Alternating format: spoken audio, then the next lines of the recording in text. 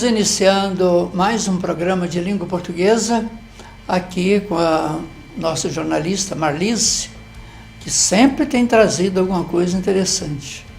Então vamos ver hoje o que a Marlise aprontou, o que você preparou para nós aí. Olá, professor. Olá, você que está nos assistindo. Professor, a pesquisa de hoje foi bastante interessante para encontrar essas palavras, né? A gente encontra, às vezes, em rodas de negociação, algumas pessoas que falam berganha. Em outros locais, ouve a pessoa falando barganha. E eu já ouvi também braganha e breganha. E então? É muita coisa. Para uma coisa só, né? Muita variável, né? É. Muito bom, muito obrigado aí por esse trabalho. E de verdade, Marlise, os dicionários aceitam apenas duas formas dessas quatro aí que você falou, que é a barganha e a berganha. Curiosamente, eu tenho acompanhado isso já há muito tempo. Quando criança, era muito comum assim, ter aqueles ciganos, até hoje tem, mas era muito mais comum. O cigano, ele só falava em barganha, em vez de berganha. Isso até a gente ficava assim, curioso, e de verdade a barganha, ela também pode, no seu sentido figurado, ela ter um sentido não muito agradável, pode ser no sentido de trapaça, e que era também muito comum do cigano, né? O cigano, às vezes, aquelas histórias de vender um animal que enxergava só no olho, né? E ele ainda falava com freguês: não tem defeito não, meu filho, o defeito está no olho. Está no olho, quer dizer, você pode olhar que você vai ver, você não vai ver defeito, né? Outros, às vezes, de o lombo do animal ser encurvado e aquilo cheio de mantas para a pessoa não perceber, quer dizer, montava no animal, estava bem. Então tem até uma razão de a palavra barganha, ela, nesse sentido figurado, ter essa conotação meio desagradável, que é no sentido de passar o outro para trás, uma trapaça. Então, a barganha, berganha, significa exatamente essa troca, essa negociação. Quer dizer, é trocar uma mercadoria, né? Uma casa num terreno, é uma criação outra, né? Um animal em troca de um outro, ou de outra coisa. Então, essa é a ideia. Nesse caso, então, breganha e braganha... Não existem, não são aceitas pelo dicionário, tá? Então tá ótimo, professor. Muito obrigada pelas explicações e por essa contextualização também. É muito interessante para a gente conhecer a palavra e entender por quê, né? Muito obrigado você também aí, né, por esse trabalho aí de estar coletando essas palavras, né? É um prazer, eu gosto muito. E agora vamos à nossa placa. Ela está bastante interessante, ela trata de seguro obrigatório de veículo. Eu acho que vale a pena a gente discutir um pouquinho sobre ela. Então vejamos a placa. Olha, a nossa placa de hoje, muito interessante, ela se refere a seguros. E ela começa como receber. Veja aí, meu amigo, como que você escreveu. Você juntou tudo. Como está juntinho de receber. Isso você tem que dar um espaço, né? Como um espaço e receber o seu seguro. Até aí, né? Consertando aí, separando, dando espaço de como para receber, e até aí, tendo seguro, está tudo certinho. Agora, veja só, como receber o seu seguro com rapidez. Olha, você colocou aí um acento agudo no Rá. Essa palavra, olha, rapidez, ela é uma palavra cujo som mais forte é na última sílaba. Então, ela é uma palavra oxítona. E você transferiu aí um acento gráfico, que ela não tem acento, então já está errado, você tem que retirar aí esse acento do rapidez. Então eu teria que fica até mais difícil para pronunciar, né? Você teria assim, com rapidez. É terrível, tá? Então tira esse acento. E olha, aí você escreveu, olha o final dessa palavra. Rapidez. D-E-I-S. Essa palavra é escrita com Z depois desse E. Então você vai tirar o I e o S aí no final da palavra. E o acento que você colocou no Rá. Portanto, com rapidez. E segurança. Aí tá certo. Portanto, o seu erro aí é separar lá em cima, né, o como receber, e também tirando o acento da palavra rapidez e tirando aí o IS e acrescentando um Z de zebra, portanto rapidez. Assim fica correta a sua placa e bons negócios para você. Professor, muito obrigada por essas explicações. Eu vou aproveitar e convidar você que está aí nos assistindo para enviar alguma placa, alguma palavra que gera dúvida na escrita, na pronúncia, para nós comentarmos aqui no programa. Vai ser muito interessante, né, professor? Muito, né? Nós estamos aguardando essas. Isso aí é bom lembrar aí para o pessoal, para sempre mandar alguma coisa para nós. É verdade. Esse é o telefone que está aparecendo aqui no vídeo. Você pode enviar suas dúvidas, comentários, dicas também. Vai ser muito interessante. Pois é, nós te agradecemos. Estamos encerrando aí o nosso primeiro bloco.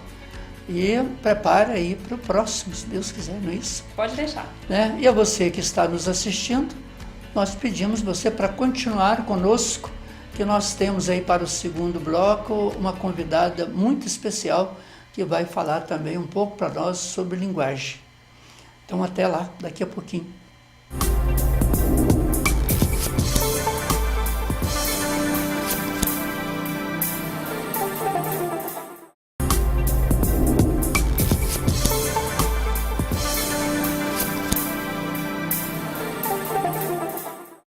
Em nosso segundo bloco, nós estamos aqui iniciando e recebendo uma pessoa muito importante em Caratinga e toda esta região, que é a professora Lígia Maria dos Reis Matos. A professora Lígia Maria já foi tudo que você puder imaginar aqui nessa escola, que é professora, diretora, né, política. Então, ela é especialista em política e também especialista em cantar. Ela canta e encanta. Então, de verdade, a gente tem um prazer aqui de recebê-la e que, né, tem certeza para a gente conversar um pouquinho a respeito da linguagem, dessa linguagem assim dentro do campo religioso, né? Nas músicas, no falar religioso. Como é que você avalia isso? É uma linguagem especial? São palavras com mais cuidados? Então, como que a professora vê isso nessa linguagem religiosa que você usa tanto assim no seu cantar, né, também na sua fala, nos seus discursos? Então, gostaria de ouvi-la um pouco sobre isso. Ok, primeiro agradecer aí pelo encanta, né? Só os encantados mesmo que pode dizer que eu canto e encanto, porque na realidade eu gosto, principalmente a música litúrgica, né? O canto litúrgico. Eu atuo na liturgia, né? Na pastoral litúrgica, né? na minha igreja, e a gente tem sempre esse zelo, esse cuidado de buscar esse conhecimento da linguagem específica desses textos, né? Textos litúrgicos. E a gente vê assim que a linguagem na religião, ela parece-me assim, mais conativa, mais apelativa, porque ela tem exatamente essa intenção assim, do convencimento. E ela me parece assim, você observa os textos, eles aparecem sempre ou quase sempre na segunda pessoa, no imperativo, usando também o vocativo. Você vê os textos bíblicos, por exemplo, os salmos, né? Porque eles se dirigem a uma divindade.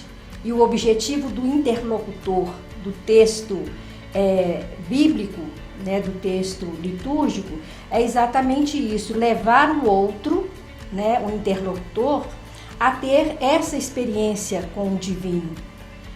E então a palavra, a expressão, ela tem que estar direcionada a isso, ela tem que produzir esse efeito. Né? Qual que é a intenção do interlocutor que vai fazer com que o ouvinte, a intenção do falante, vai fazer com que o ouvinte responda, né? Corresponda à sua intenção. Então é bem por aí. E eu fico bem à vontade usando isso aí, porque ter uma experiência de Deus e levar o outro a ter essa experiência é gratificante, né? Como as pessoas me levam, os textos me levam a isto, eu quero que o meu usar esse texto também possa levar as pessoas a isso. É muito interessante assim a força que essas palavras têm, né? Quer dizer, nos rituais, né? Eu te batizo, né? Em nome do Pai, quer dizer, então a gente percebe, né, que essa linguagem, né? Você vê uma cerimônia de casamento, por exemplo, né? Veja, as palavras são muito, muito fortes e representativas, né? Exatamente. Você vê, por exemplo, textos bíblicos, buscai primeiro o reino de Deus. Então, assim, são expressões fortes, né? E a linguagem tem exatamente essa intenção, né? Usar essa linguagem forte que atraia o outro, que leve o outro a se comprometer com ela. Por isso a gente vê uma necessidade muito grande de uma formação, sabe? Para as pessoas, não é formar técnicos da liturgia, mas assim, a pessoa ter noção daquilo que ela está fazendo, né? Ter uma formação para as pessoas que querem atuar como leitores no momento litúrgico, como salmistas, né? A pessoa às vezes vai salmodiar e não tem noção da riqueza daquele poema, do encantamento daquilo, do que moveu o compositor do salmo, né? A falar daquela forma, a escrever daquela forma. Então, se a pessoa não tem nenhuma formação, não tem nenhum conhecimento, ela vai falar de qualquer forma e não vai mover o coração do outro, não vai tocar aquele que ouve também. Porque a palavra, de fato, não é da gente que fala, mas é daquele que escreveu, a intenção é dele. Se você não conhece a intenção dele, não busca esse conhecimento, né, estudar essa palavra antes de estar proclamando essa palavra ao outro, então você também não atinge o objetivo. Perdeu tempo quem escreveu, perdeu tempo quem leu. É importante esse processo de comunicação, porque de verdade o corpo fala, né? A gente percebe também até essa postura, né? Isso. Quer seja do corpo em si, quer seja da roupa que se veste, né? Olha, é impressionante, né? As coisas. Dia desse eu comentava de alguém que ofereceu-se como comentador da liturgia eucarística, e a pessoa então, saudando a Assembleia, disse: bom dia, sejam todos bem-vindos a esta celebração. Eu duvido muito que as pessoas tenham se sentido bem-vindas com essa expressão facial, com a própria entonação da voz. Então é preciso que você se coloque, né, numa postura física, postura vocal. Né, você viva aquilo que está falando. Viva aquilo que está falando. Exatamente isso. Que bom, né? Eu acho que esse é o papel da linguagem, né? Da mesma forma que um médico, por exemplo, vai ter uma linguagem para explicar ao paciente, que às vezes ele não pode falar toda a verdade, né? Então ele já fala de acordo com que às vezes a pessoa não entenda ou fala também pelas metades, né? E já na linguagem religiosa, você precisa convencer, né? Você precisa de abrir mesmo, né? Se abrir falando com toda clareza. Exato, e a pessoa que se presta a comunicar, ela tem que saber assim, toda comunicação traz em si uma finalidade. Então, se você não se reveste da finalidade daquilo que você está a comunicar, você está desviando, né? Você não está exercendo o papel de comunicador naquele momento. De verdade. Mas é que é muito bonita a linguagem, e essa linguagem religiosa, essa linguagem que transmite esse desejo de que as pessoas participem, né, de corpo e alma, é muito, muito interessante. Recentemente, lendo alguma coisa aí dentro da filosofia da linguagem, então, abordando exatamente essa questão da linguagem, eu trouxe, até para a gente estar conversando a respeito, que as várias formas de linguagem são materializadas, sobretudo, pela intenção a que se presta o interlocutor ao se colocar em tal condição. É isso aí que a gente estava dizendo. Então, a intenção em que ele se coloca. Se eu me proponho a ser, eu trago em mim essa intenção. Professora Liginha, nós estamos chegando ao final aí do nosso programa. Lamentamos, né, não ter mais tempo, mas que bom, nós ficamos muito felizes aí de você ter aceitado o nosso convite e ter feito essa explanação aí tão interessante a respeito da linguagem nesse caráter religioso. Então nós te agradecemos muito aí pela sua participação. Eu é que agradeço essa oportunidade de estar aqui. Pois é, e a todos vocês que têm nos assistido, nós os agradecemos e até o nosso próximo programa, se Deus assim nos permitir.